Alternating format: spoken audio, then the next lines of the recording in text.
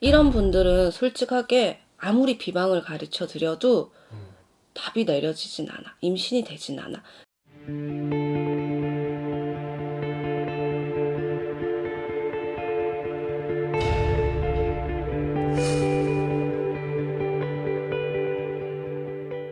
안녕하세요.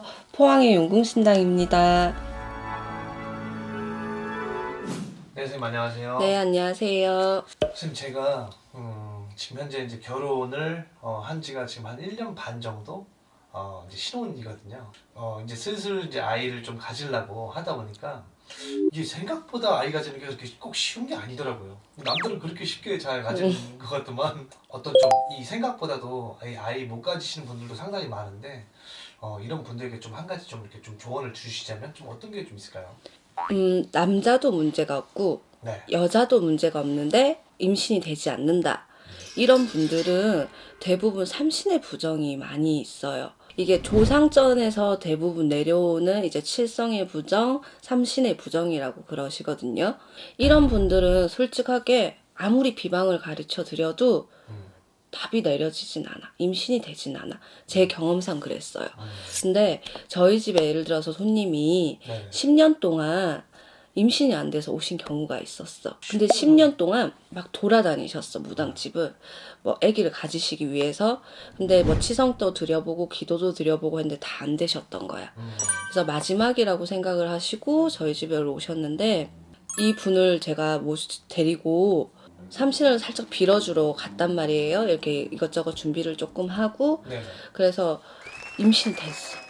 10년 만에. 10년 만에. 근데 제가 그때 빌어드릴 때 했던 얘기가 있어요, 사실. 임신을 하게 되면 복중의 태아가 착상이 제대로 되지 않을 것 같다. 그래서 그때 다시 한번 삼신의 부정을 거둘 일이 있을 것이다 라고 얘기를 해드린 손님이 있었는데, 임신은 됐어. 네. 근데 막상 아이를 가지시니까 안 하시더라고. 그래서 일주일 뒤에 전화가 오셨어요. 애가 떨어지셨다고.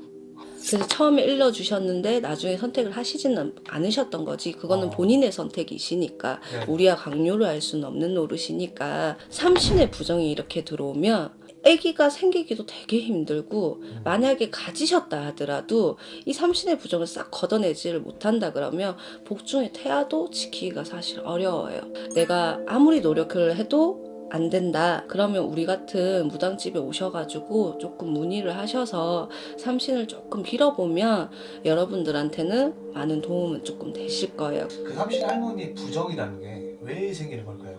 삼신의 부정은 원체적으로 옛날부터는 자식들이 많다 보니까 유산을 하는 경우도 대반수였거든요. 네. 그러다 보니까 잘못 흘린 아기도 마찬가지고, 그리고 내 손으로 지은 것도 죄고, 그러다 보니까 이제 할머니가 노하시는 거지. 그러면서 그게 부정으로 들어오는 거예요. 근데 거기서 끝쳐야 되는데 대부분 대를 이어서 그 부정들이 계속 내려와. 참 이런 것들을 이제 푸는 과정은 혹시 그럼 어떻게 되는 거죠? 이게 사람마다 몫몫이 틀린데, 네네. 기도로도 되는 사람들도 있고 치성으로도 되는 분들도 있고, 정말 심하면 구수로까지 가야 되는 손님들도 있거든요. 근데 삼신의 부정은 아무리 비방을 한다 해도 임신은 되지 않아.